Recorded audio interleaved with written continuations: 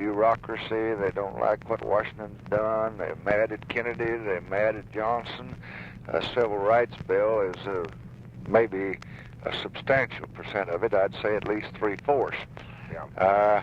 But the front lash, all the polls show, that's Gallup and that's Lou Harris and that's Elmer Roper, all of them took them last week, shows the front lash is damn near 30% in the Republican Party. So where it's 10 in ours, it's 30 in theirs. And they're quitting because he's a right-winger, because he's tied up with a Birchite, because he's reckless with the bomb.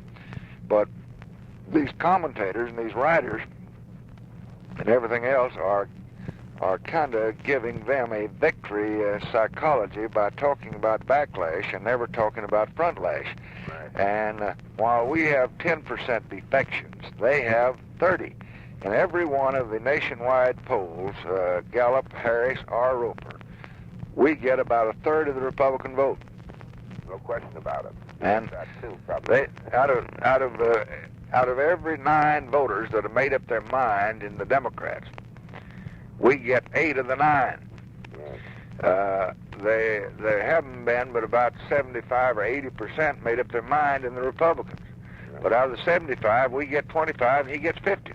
It's just 2 to 1. We get more than a third, but they don't point that up much. That's not. It's always backlash on every question.